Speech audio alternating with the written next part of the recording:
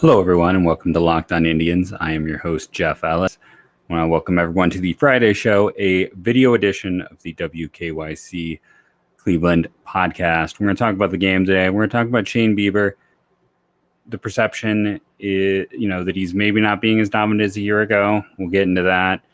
We're going to talk about the Tampa series. We're going to talk about Eli Morgan, who's likely to make his debut the same day you're listening to this. I only say likely because we'll see how weather holds up.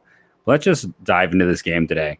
So I was watching this as I was on my lunch break at work, and then, it's the fifth inning, it's the sixth inning, a no-hitter is going. I've got it in the corner of my phone that just, it's off to the side. I'm not paying attention to it. It's there, though, just so I can see if the no-hitter is still occurring. It gets broken up in the seventh, and I was almost kind of thankful at that point because I'm like, I'm going to have to stop watching. I'm completely done with lunch. I'm out of time. I have to go teach. And I know you're saying out there, wait, you were watching it. I would watch in the fifth. So at my lunch, I watched it in the fifth and sixth. And then I had to, like I said, put it in the corner and kind of go teach a lesson, come back, just see where it's at. And it was just kind of a check-in. It was a little bit distracting. Can't lie about that. But it's a no-hitter, and there has not been a Cleveland Indians no-hitter in my lifetime, and I turned 40 this year. It's one of those things. I mean, the Tigers are the team to do it against, right, too? That is the likely team. Shane Bieber, side note today. Well, let's talk about the line, then we'll go into the side note. 7 innings, 1 hit, 1 run, 4 walks, 12 strikeouts. That 1 hit was a home run to Swoop, who I feel like had another hit in a potential Indians no-hitter against the Tigers. Wasn't that the first hit against McKenzie when he was dealing? He is the guy for them this year overall. You go look at the box. I mean, it's funny. He's not the guy for them, but he is against the Indians in these matchups because he's seeing 226 of the 596 OPS, but hits the Indians well. I've been really big on Grossman, who struggled in this one. Bieber with this game. So he was entering the day tied with Tyler Glasnow with 98 strikeouts. Glasnow had 11 starts to his 10. This was his 11th start. He breaks 100 strikeouts. First pitcher with 100 strikeouts on the year. That's in 11 starts.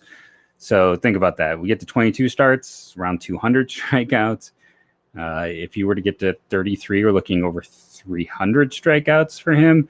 It could be quite a year in terms of strikeouts. I was just digging into it.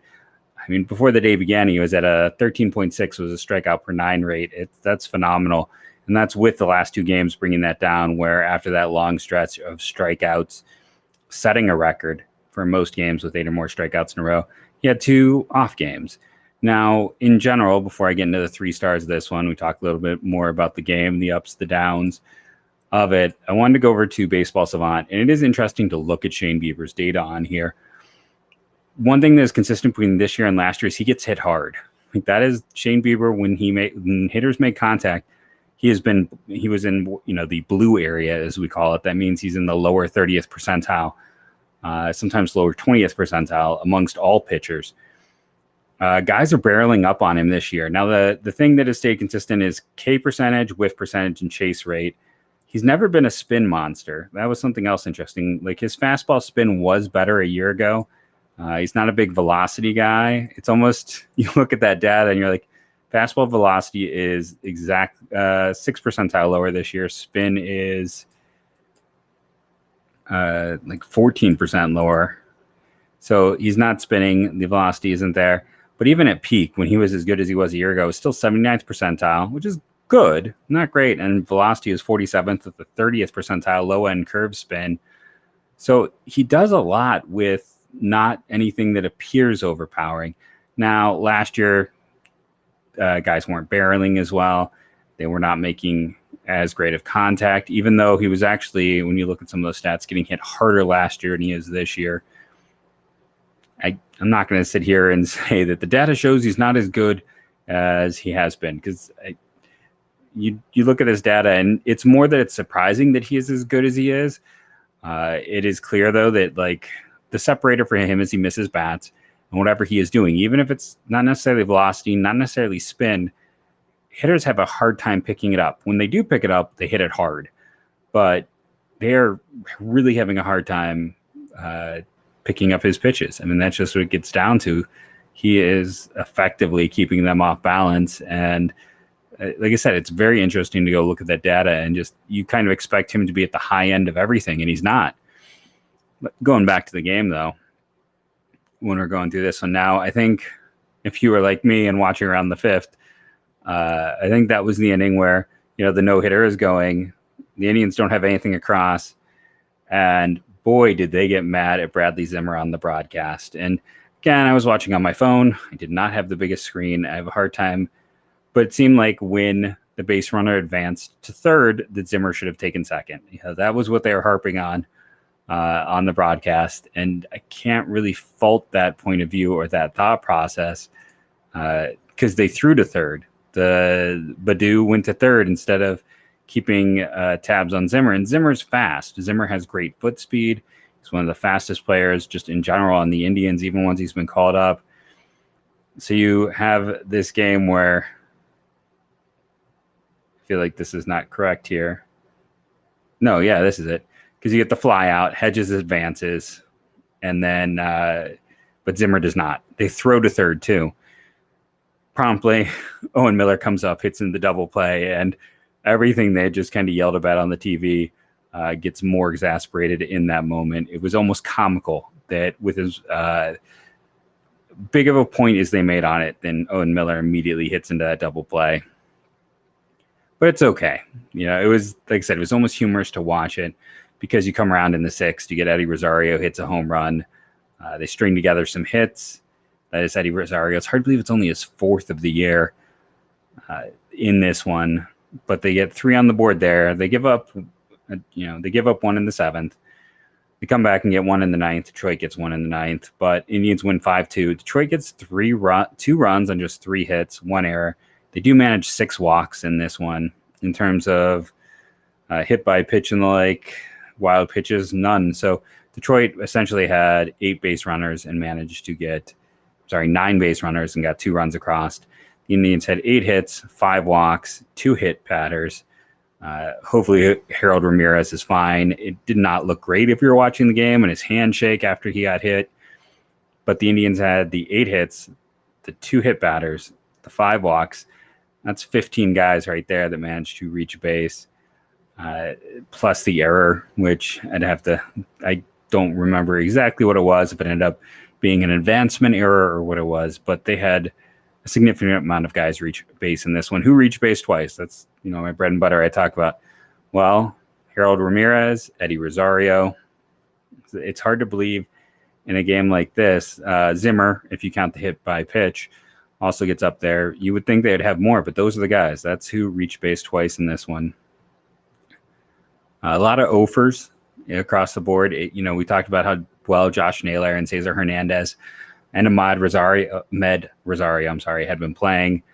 Ahmed is not 100% healthy. Neither is Luplow. That's why Zimmer got the call up. But after those players all kind of were starting to play better, now they've all cooled off a little bit more, and they're kind of sinking back below that average line that they were all approaching in terms of production. So it was, the heart of the lineup. Jose Ramirez also reached base twice. I think I left that off. So you had Jose, Harold, and Eddie, along with Bradley Zimmer. It's kind of crazy to look at this lineup, though. And I know one person out there left me a 5-star review and talked about how they love my scouting reports and hate me talking about lineups. I'm sorry.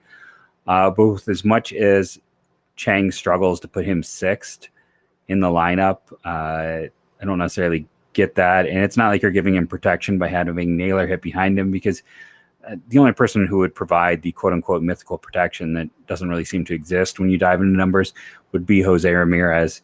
And yeah, it hasn't really helped anyone who's hitting 2 throughout the course of this season.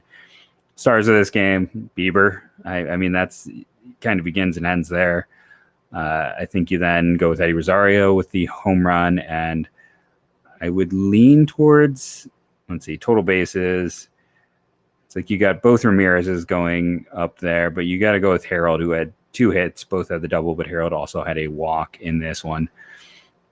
So those are your 3 stars. I know at some point I'm going to have to eat some crow about Harold Ramirez if he continues to play the way he has, just because I thought it was a bit overblown. I remember seeing him when he was a Toronto Blue Jays prospect. I think he went Blue Jays, Pirates to Marlins.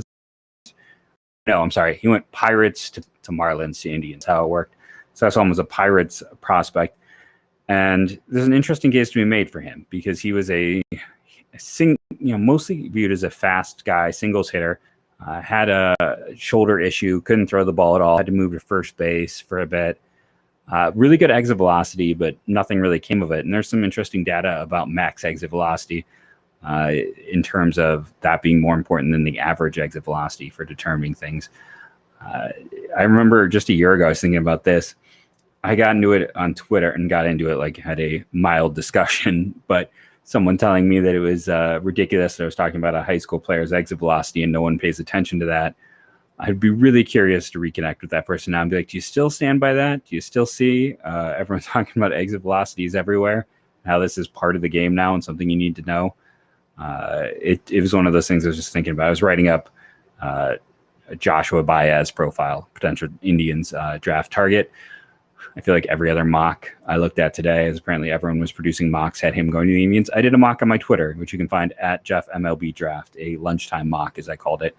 I did not have Baez. I had Chase Petty to the Indians, is another name to know. But we're going to take a quick commercial break here. And when we come back, we will talk about Eli Morgan, talk about the guy who will make a major league debut just this week. Very interesting player, a player that I have kind of a humorous story about. Our sponsor is Lucy.co, brand new sponsor to the show this week. Lucy Nicotine is a company founded by Caltech scientists and former smokers looking for a better and cleaner nicotine alternative. Finally, tobacco alternatives that don't stink. Researched and developed for 3 years to be made for people, not patients, Lucy has created nicotine gum with 4 milligrams of nicotine that comes in 3 flavors: wintergreen, cinnamon, and pomegranate. They also have lozenges with 4 milligrams of nicotine that come in 3 flavors: cherry ice, citrus, and mint. Lucy lozenges and gums are FSA and HSA eligible, so you can use your FSA card to purchase Lucy now. It's convenient and discreet. Products can be enjoyed anywhere, on flights, at work, on the go, or even in the gym. It's 2021. Get rid of your cigarettes. Unplug your vape. Throw out your dip and get Lucy nicotine gum or lozenges. This is the real deal. A subscription to Lucy comes directly to your door each month. It's so simple you don't even have to leave your house because Lucy has delivery down. Locked On MLB listeners, go to Lucy.co and use the promo code Locked On MLB to get 20% off all products on your first order, including those gums and or lozenges. That's Lucy.co. Use the promo code Locked On MLB at checkout. Also, I have to give this disclaimer. Warning, this product contains nicotine derived from tobacco. Nicotine is an addictive chemical. Remember to check out Lucy.co and be sure to use the promo code Locked On MLB. So let's talk Eli Morgan. So the humorous story, I can't quite dig out the tweet now, is when he was drafted, it was well back in 2017. I think that's when I was at 24/7. I think it was after the Scout buyout. I remember my final year at Scout was the Jay Groom draft, so I could probably very quickly see when Jay Groom because the reason I remember that is at Scout, they were kind of a little bit ahead of the game at the time. They had us doing a video like this where I would talk to someone in a studio. And I remember distinctly talking about Jay Groom. That was 2016, was the Jay Groom draft. So yes, this was the next year. And I was doing intermittent podcasts with my good buddy, Taylor Blake Ward, who I had a nice phone call today talking draft stuff. We were doing a podcast at the time. And I said, Morgan is the Indians guy to a T. He's sub 6 feet. He has developed secondaries. He has really good control data. The Indians are going to draft him. And it was right after Taylor was talking about why he really liked Eli Morgan. And we're sitting around during the draft. I'm covering it. The 8th round starts. And I send a tweet to, I think, the Tribe Insider account, just because they were announcing all the picks and be like, hey, isn't this about the time for you guys to announce Eli Morgan's going to get drafted? Promptly, that very round. It's not like I had any inside information. It was just like, hey, it's about time they draft Eli Morgan. And then to which I replied to the Tribe Insider account, like, thanks for making me look smart. And they responded, I don't want to put words in their mouth, but something about just me knowing what I was doing, being well versed in this. And that has always made Morgan a guy who has stood out for me because it was just to call right before the round happens and to get that pick right. It doesn't always happen. Last year, for instance, I thought Trent Denholm was like the next guy in that evolution who would be a slam dunk guy. Instead, they took Mason Hickman, who's like a bigger version of Denholm in some regards. But that's for another day. So what did Eli Morgan do at Gonzaga that made him jump off the charts to me? How about a 12.34 strikeouts per nine with a walk rate of 2.77, hit rate of right around 7, back-to-back years of over 100 innings where he was one of the top performers in the WCC conference. And I said the minute he gets drafted, this is a guy who's going to tear up the lower minors, and that's what he did. You can go and look at 2018 data where we won't start with the Lake County. You just go to Lynchburg that year. 19 games started, 3.91 ERA. Strikeouts per nine were only about 9. Walk rate was 2.36. Home run rate was up a little. And that's something we've seen. His home run rate in Akron, which is a very pitcher-friendly park. That is a place that when you have guys hitting the ball out of it, they have legitimate power. It is a major league built park in terms of dimensions and power production. So that also stood out. But it is interesting that like the next year in 2019, he starts in Lynchburg, is just dominant. Walk rate of 1.34, strikeout rate of 10.69. Comes up to Akron. As I mentioned, the home run rate goes over 1, but 9.18 strikeout per nine, 2.91 walk per nine. And that's what he does. He's a student of the game, plus command, plus control, hits his spots. Maybe the best changeup in the Indians, anyone on the Indians, anywhere. It's routinely given a 70 grade. Now, 80 is considered like peak. It's one of those things for a long time. I was told like no one has 80 grade things. And then you start to see more and more. And, it's hard to really gauge. But, an 80 grade pitch should be maybe 2 or 3 of those in the entire league. The fact that people feel so comfortable putting a 70 on his change says a lot. And, I talked about online recently how changeup pitchers are really interesting because I spent some time because I feel like every year where I've been like, okay, this guy has the best changeup in the draft. He's got like a mediocre fastball, but he's got the best changeup. That player has not ended up being successful. And I was trying to track what's going on here because every time like Eli Morgan has a chance to be the guy who breaks that trend. I'm going to watch him because, then I start diving into who has the best changeups in baseball. And it's almost routinely someone who's got a plus or plus, 60, 70 grade fastball. Eli Morgan has a 40, 45 grade fastball. Every other pitch is a 45 or 50. Then he's got the 70 change. Can he be effective with that fastball? And maybe he can be because the interesting thing is there's not a huge separation between the fastball and changeup velocity, and that might throw people off. He's successfully gone through the minors with these pitches. I'm curious to see what he can do. He is a non-traditional starter. He is 5'10" listed, but so there were points where I thought maybe he was closer to 5'9", 5'8". 5'10", solidly built guy, though. You look at him, strongly built.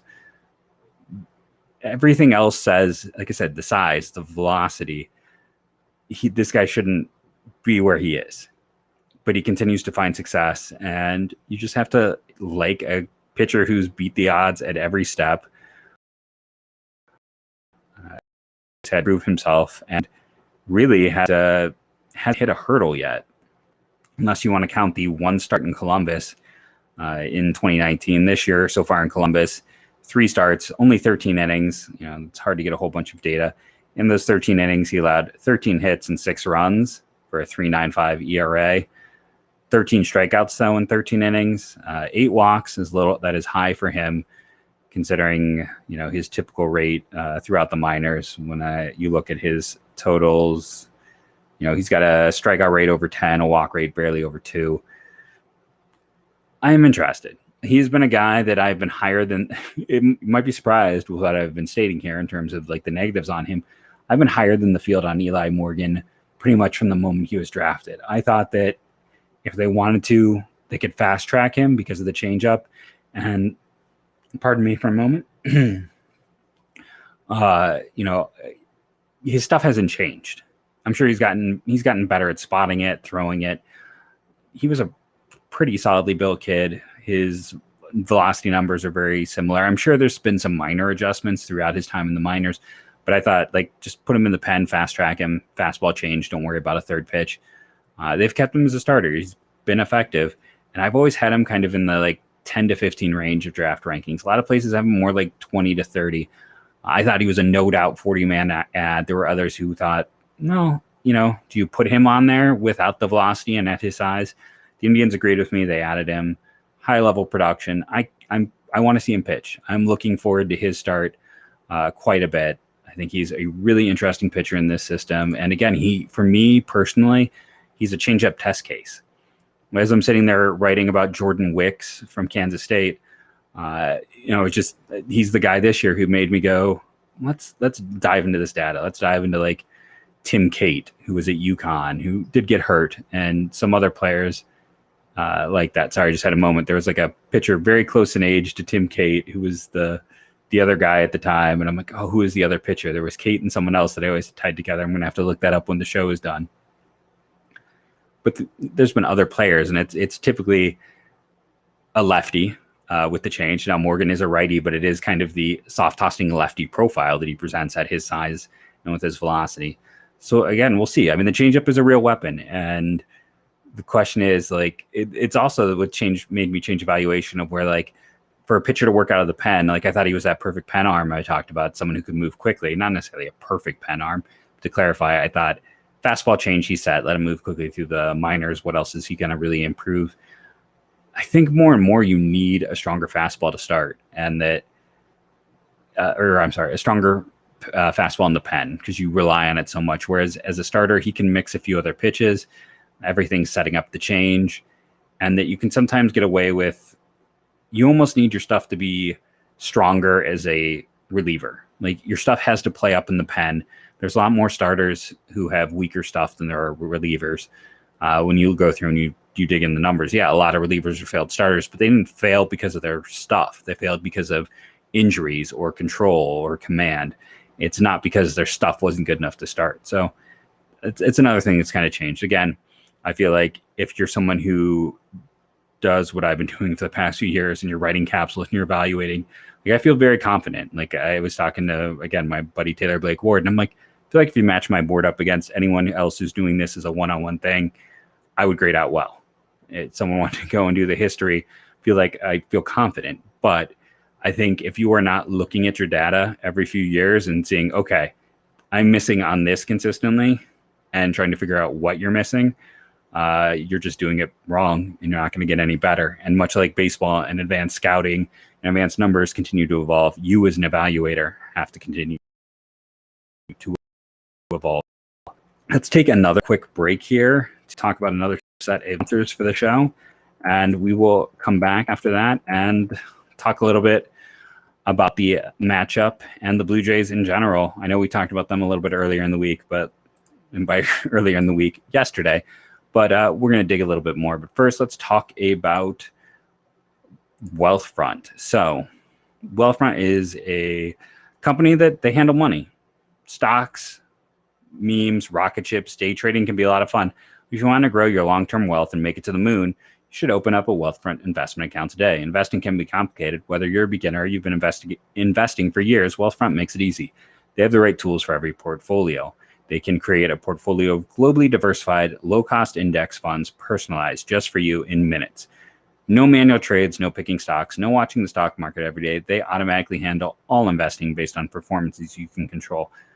And they can help lower the taxes you pay as you invest. For the average client, their tax loss harvesting can more than cover the low annual 2.5% advisory fee. And best of all, it's automatic. I always like to bring that up because since you are a listener of this show, if you go to wealthfront.com today, and I'll also point out, they have over $20 billion in assets. That's very impressive. You're going to get your first $5,000 managed for free for life going to wealthfront.com/LockedOnMLB. All you need is $500 to get started. To get that first $5,000 managed for free for life, go to wealthfront.com/LockedOnMLB. That's wealthfront.com/LockedOnMLB. Start growing your savings. Go to wealthfront.com/LockedOnMLB and get started today. Okay, Built Bar. What more can I say? When I end this podcast, I am going to see if they have any of their orange bars left. It is a one-day deal. Sorry, if you're catching this show and I just made you hungry and you're like, I want to try the orange bar. It was only for Thursday, 24-hour deal.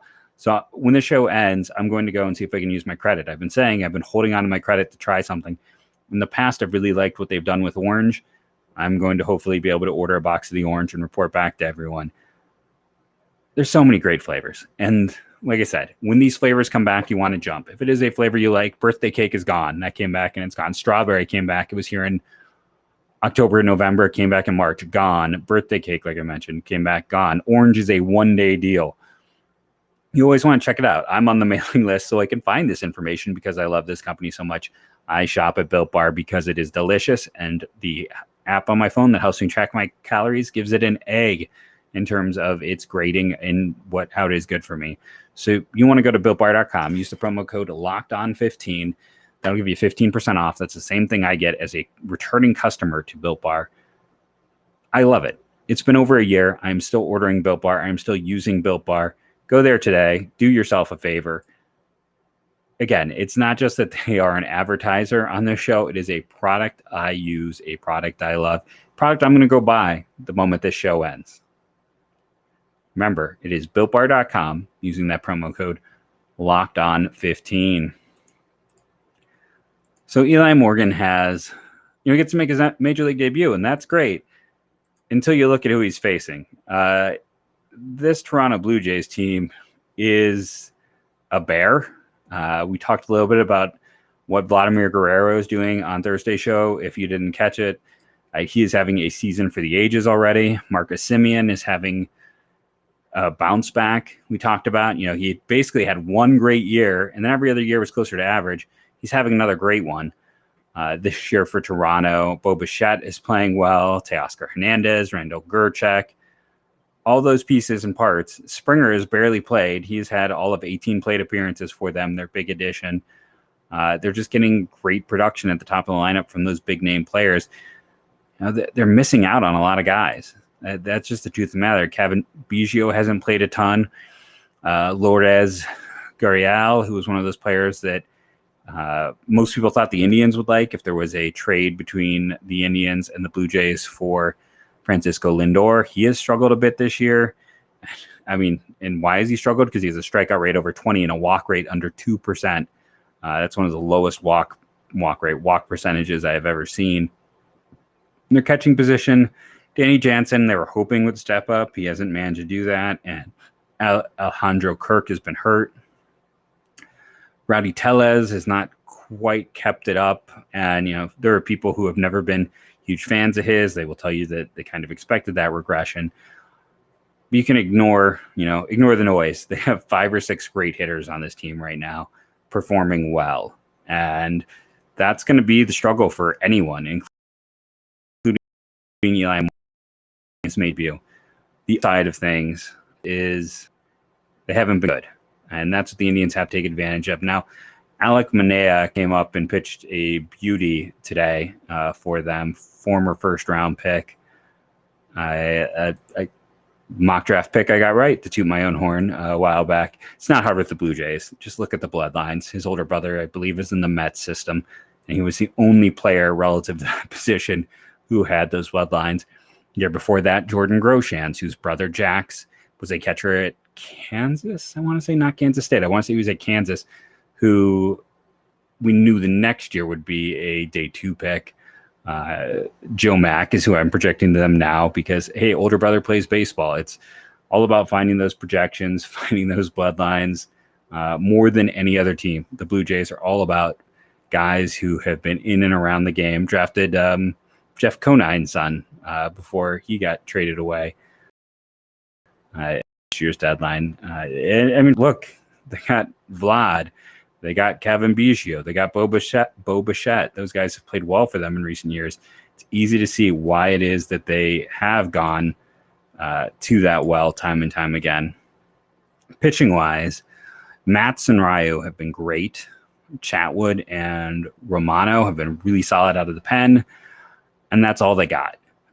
It has been pretty ugly in terms of who else is out there, who else is getting innings. who's performing. Robbie Ray has been a little up and down. He's been closer to like league average. His FIP, though, he's one of those guys right now where his xFIP is great, but his FIP is really high because his home run rate. And that has always been my issue. I don't think home run rates normalize quite as much as they want to show there with the inclusion of xFIP. I've talked about that a lot of times on the show. Guys like Anthony Kay have been up and down, Nate Pearson. They're still trying to figure out who's going to work for this team. Now, in terms of who the Indians are going to face this weekend, there are some unknowns, but I believe they get Ross Stripling, who has not been effective for Toronto this year. So that is a good news in terms of that's already a matchup of Hentges versus Stripling. The downside is Morgan gets Rio and Savali gets Mats. So you are facing Toronto is a 500 team because they have two reliable starters. The Indians are unfortunately facing both of those reliable starters in this game. It's probably going to be a rough weekend series. I think if I was a gambling person, I would bet on them losing this series just because Toronto's offense is good. The Indians are struggling a little bit. They're facing the good parts of the Toronto rotation, which is unfortunate for them. So it could set them up. Currently, they are a game back of the White Sox. They could fall a little further back with a big 4-game series up. Doubleheader Monday, then Tuesday, Wednesday. I mean, there is an outside chance if things go well this weekend and things go well next week, the Indians could be in first place. And I know we are nearing the end of the podcast here, but let's just take a moment and think how crazy it is. The youngest team in baseball is the Cleveland Indians. Second lowest payroll is the Cleveland Indians. They're a game out of first place behind a team that some consider the best in the American League, with a chance to take over the lead in the division, even though they've had one bat who is performing even league average right now, who is healthy. And they've had multiple problems with their starting rotation. It's a huge credit to the front office that they are where they are. They shouldn't be there. They shouldn't be able to stick around, but front office put together that pen, and that pen is one of the driving forces. We'll see what they can do. Hopefully a lot of these players the Nailers and Hernandez's and Ahmed Rosario will get healthy, and we'll start to see those guys get closer to average. Franmil will come back early from his injury maybe, and we'll continue to see, like, Owen Miller has struggled a little bit in the call-up. It's early on, but hopefully he'll start to perform. We'll see some of these other young prospects who are right on the cusp come up. And for as much as people want to say this is like a transition or a rebuild year, again, it's almost June. We're at Memorial Day weekend. Reminds me, no show Monday because holiday. I'm just going to let people know now. This is a team that is a game out of first. It is almost June. They shouldn't be there. There's many reasons why they should be fourth in this division. They're currently sitting second. So take a second, appreciate and enjoy Cleveland Indians. Really kind of a surprise when you consider everything. I've been Jeff Ellis. This has been the Locked On Indians podcast. Remember to rate and review, download daily. That all helps us so much. Hopefully they'll figure out what's going on with iTunes and podcasts soon. It's been a disaster for everyone. So use the Odyssey app. We're another one. I can't remember what I use right now, but go use another source if you need be. But again, I've been Jeff Ellis. You can find me on Twitter at JeffMLBDraft. You never know what you'll find. Occasionally, I just shoot out an entire 29-pick mock draft via Twitter during my lunch break because I'm talking to some buddies and getting data together. So yeah,